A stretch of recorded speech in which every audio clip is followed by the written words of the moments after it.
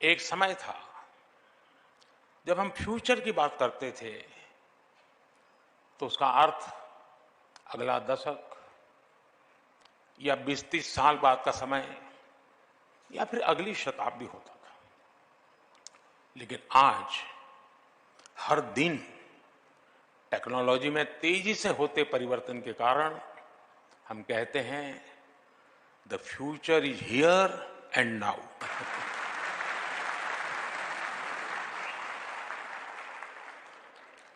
लेकिन ये जरूर कहूंगा कि हमारे कालखंड में 4G का विस्तार हुआ, लेकिन एक दाग भी नहीं लगा है।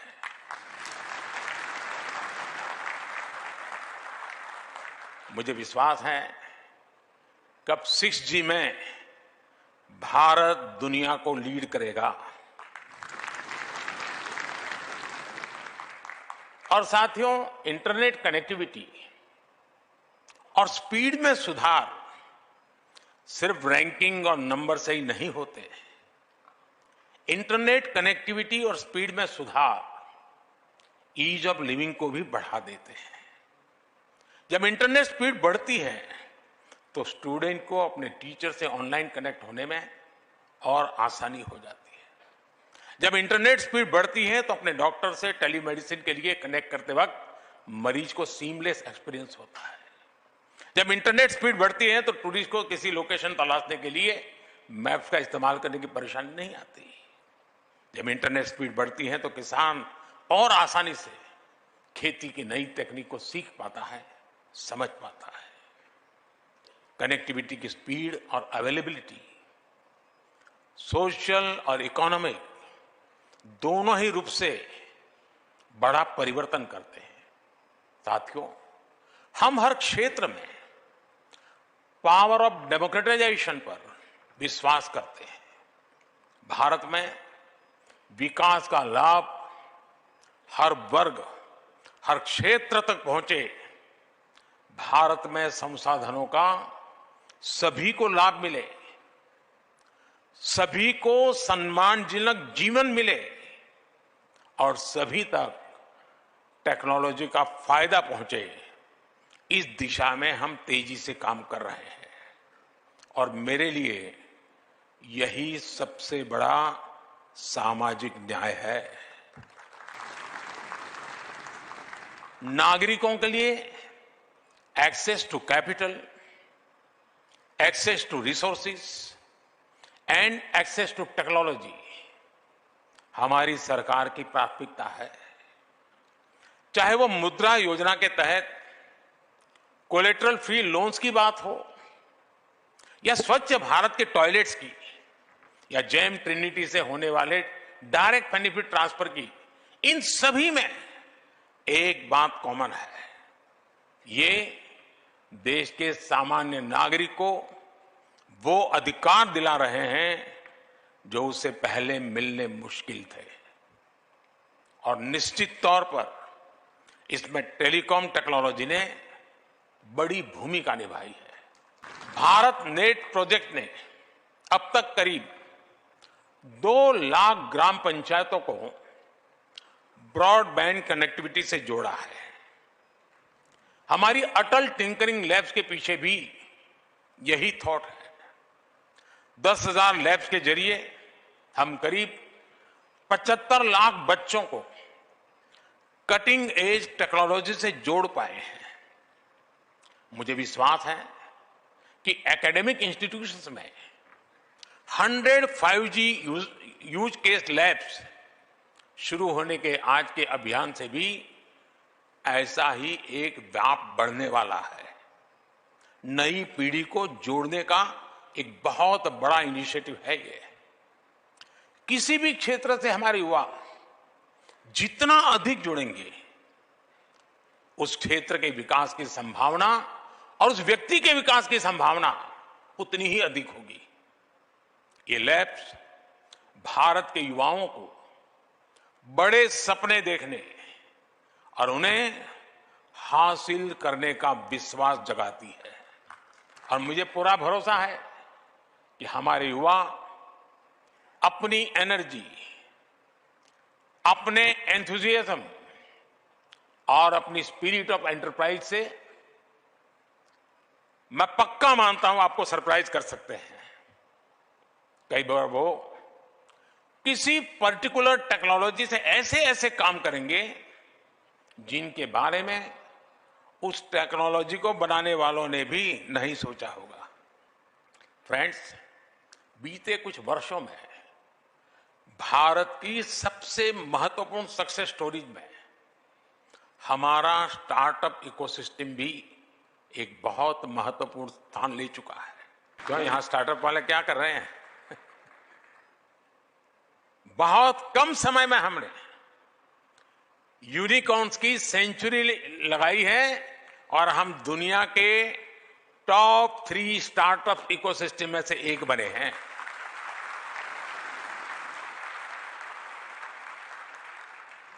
दो 2014 में हमारे पास, मैं 2014 क्यों कह रहा हूं पता है ना? वो तारीख नहीं है, एक बदलाव है। 2014 के पहले भारत के पास कुछ 100 स्टार्टअप थे, कुछ 100, लेकिन अब ये संख्या 1 लाख के आसपास पहुंच गई है। ये भी बेहद अच्छा है कि स्टार्टअप को मेंटर और एनकरेज करने के लिए इंडिया मोबाइल कांग्रेस ने एस्पायर प्रोग्राम की शुरुआत की है। मुझे विश्वास है कि आपका ये कदम भारत के युवाओं की बहुत मदद करेगा। लेकिन साथियों, इस पड़ाव पर हमें यह भी याद रखना होगा कि हम कितना दूर आए हैं और इतना दूर किन परिस्थितियों के बाद आए हैं। आप 10-12 साल पहले के मोबाइल फोन्स को याद करिए। तब आउटडेटेड फोन की स्क्रीन घड़ी घड़ी हैंग हो जाती थी। ऐसा ही होता था ना?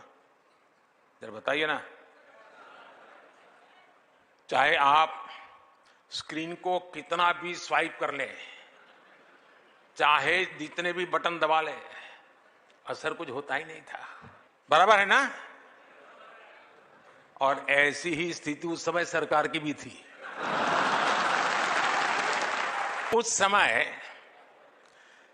भारत की अर्थव्यवस्था का, या कहें या तब की सरकार ही हैंग हो गए वाले मोड में थी।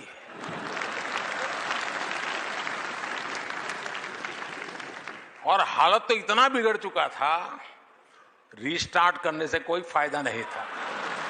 बैटरी चार्ज करने से भी फायदा नहीं था, बैटरी बदलने से भी फायदा नहीं था। 2014 में लोगों ने ऐसे आउटडेटेड फोन को छोड़ दिया और अब हमें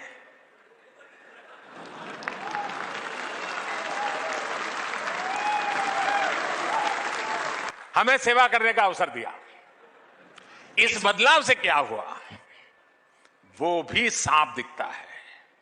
उस समय हम मोबाइल फोन्स के इंपोर्टर थे, आज हम मोबाइल फोन के एक्सपोर्टर हैं। तब मोबाइल मैन्युफैक्चरिंग में हमारी प्रेजेंस ना के बराबर थी, लेकिन आज हम दुनिया के दूसरे सबसे बड़े मोबाइल मैन्युफैक्चरर हैं। आज हम इलेक्ट्रॉनिक मैन्युफैक्चरिंग में करीब 2 लाख करोड़ रुपए का एक्सपोर्ट कर रहे हैं। आपने देखा है कि गूगल ने भी हाल ही में ये घोषणा की है कि वो अपने पिक्सल फोन्स भारत में बनाएगा। सैमसंग के फोल्ड 5 और एप्पल के आईफोन 15 पहले ही भारत में बनना शुरू हो गया है। आज हम सबको इस पर गर्व है कि पूरी दुनिया मेड इन इंडिया फोन्स का इस्तेमाल कर रही है। साथियों, आज जरूरत है कि हम मोबाइल और इलेक्ट्रॉनिक मैन्युफैक्चरिंग में अपनी सफलता को और आगे बढ़ाएं। टेक इकोसिस्टम में हार्डवेयर और सॉफ्टवेयर दोनों की सफलता के लिए जरूरी है कि हम भारत में स्ट्रांग सेमीकंडक्टर मैन्युफैक्चरिंग सेक्टर का निर्माण करें। सेमीकंडक्टर्स के डेवलपमेंट के लिए सरकार ने पहले ही करीब 80,000 करोड़ रुपीस की पीएलआई स्कीम चलाई है। आज विश्व भर की सेमीकंडक्टर कंपनियां भारतीय कंपनियों के साथ मिलकर सेमीकंडक्टर असेंबली और टेस्टिंग फैसिलिटीज में इन्वेस्ट करना शुरू कर दिया है। भारत का सेमीकंडक्टर मिशन सिर्फ अपनी डोमेस्टिक डिमांड ही नहीं, दुनिया की जरूरत पूरी करने के विजन पर आगे बढ़ रहा है। हम देश के विकास के लिए जितना ज्यादा टेक्नोलॉजी का इस्तेमाल करेंगे, उतना ही विकसित होने की दिशा में आगे बढ़ेंगे। डिजिटल टेक्नोलॉजी में हम ऐसा होता हुआ देख रहे हैं जहां भारत किसी भी विकसित देश से पीछे नहीं है। ऐसे ही हर सेक्टर में बदलाव लाने के लिए हम उसे टेक्नोलॉजी से जोड़ रहे हैं।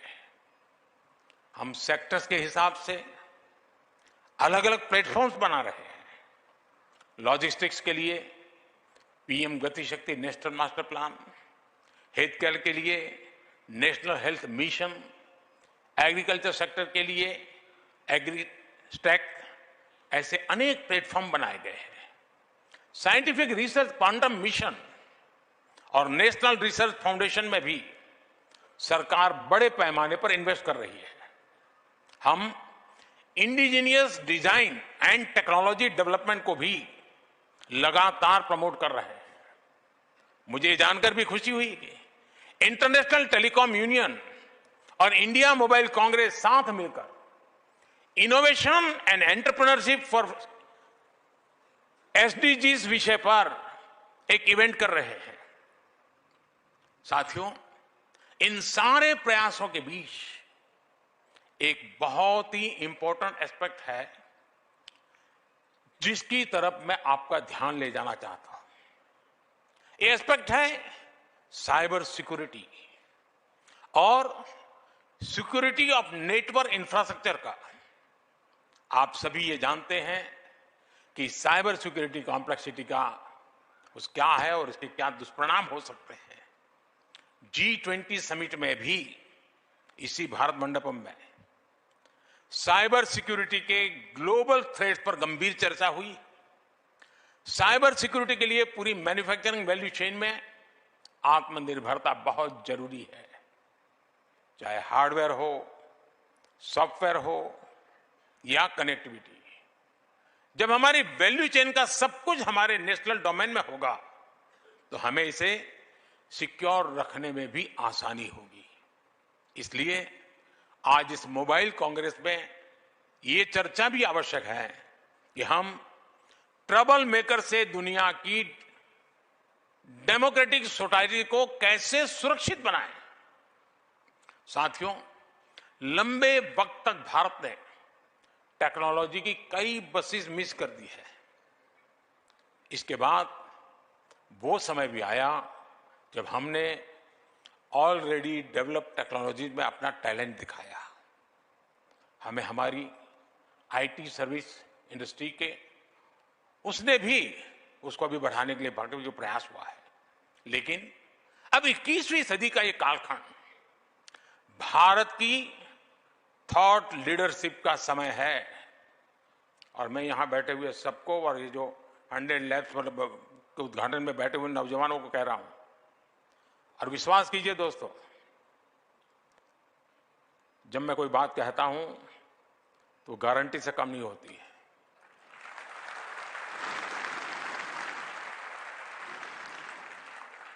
और इसीलिए मैं थॉट लीडर्स वाली बात कर रहा हूं।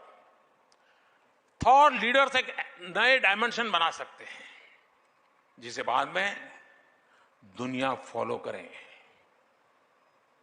हम कुछ डोमेन्स में थॉट लीडर बने भी हैं।